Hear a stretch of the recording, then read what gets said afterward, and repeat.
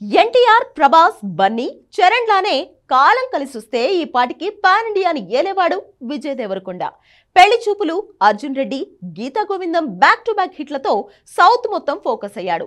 Pan India movie చేయకున్నా ఆ range లో దేశ వ్యాప్తంగా తనకి గుర్తింపు దక్కింది. కానీ లైగర్, ఖుషి, ఫ్యామిలీ స్టార్ ఇలా హ్యాట్రిక్ డిజాస్టర్లు, స్టేజ్ మీద అతిగా వదిలే మాటల తూటాలే ఈ హీరో కుంపు ముంచాయి. కట్ చేస్తే ఇప్పుడు మాస్ కింగ్డమ్ లోకి మ్యాన్ ఆఫ్ మాసెస్ ఎన్టీఆర్ ని తీసుకొచ్చాడు. తన సాయం తీసుకున్నాడు. ఇక్కడ తారక్ డైలాగ్ విసిరితే రీసౌండ్ నార్త్ లో వస్తోంది. కెరీర్ దూసుకెళ్లే టైంలో ఐకాన్ స్టార్ అల్లు అర్జున్ మాట సాయం చేస్తే కష్టకాలంలో ఎన్టీఆర్ ఏకంగా మాటల మంత్రమే వేశాడు. దెబ్బకి కింగ్డమ్ గొప్పగా తగలబడిపోతోంది. ఈసారి రౌడీ దాడిలో విచిత్రం ఏదో జరిగేలా ఉంది.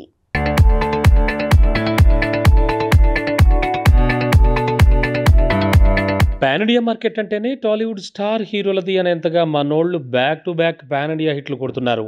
ప్రభాస్ ఏకంగా 5 పాన్ ఇండియా హిట్లతో 5 భాషల్లో 5,000 కోట్ల వరకు వసూళ్లు రాబట్టాడు. ఎన్టీఆర్ 2 పాన్ ఇండియా హిట్లతో 2,000 కోట్ల వరకు వసూళ్లు వెనకేశాడు. అల్లు అర్జున్ పుష్ప 2 భాగాలతో 2,200 కోట్ల వరకు రాబట్టాడు. ఈ ముగ్గురు పాన్ ఇండియా లెవెల్లో వసూళ్ల వరదలు తెచ్చేశారు. కానీ ఇంకెవరికి స్టామినా లేదా? ఎందుకంటే తండేల్ మూవీ హిందీలో వారం రోజులుగా రాబట్టింది 12 లక్షలే. తమిళనాడులో అయితే కేవలం 10 లక్షలే. కేవలం తెలుగు మార్కెట్లోనే 1 వీక్లో 70 కోట్ల వసూళ్లు దాటాయి.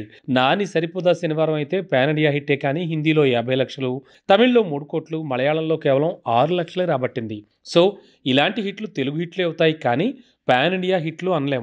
5 భాషల్లో సినిమాలు రిలీజ్ చేస్తే సరిపోదు.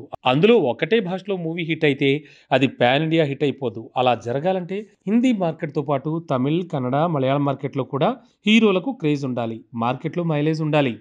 ఫర్ ఎగ్జాంపుల్, పుష్ప 2, కల్కి, దేవరా హిందీ బెల్ట్లో 70 కోట్లపైనే ఓపెనింగ్స్ రాబట్టాయి.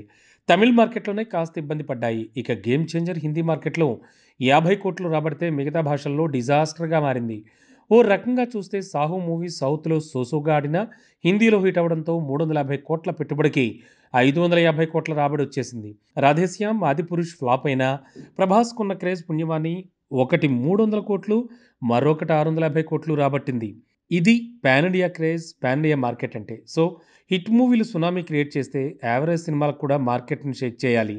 అలాంటి పాన్ ఇండియా స్టామినా, క్రేజ్ ఇండియాలో ఇప్పుడు ముగ్గురంటే ముగ్గురికే ఉందని తేలింది. Man of masses NTR 2 pan India హిట్లతో దూసుకెళ్ళిపోతుంటే ప్రభాస్ 5 పాన్ ఇండియా హిట్లతో పాతుకుపోయాడు.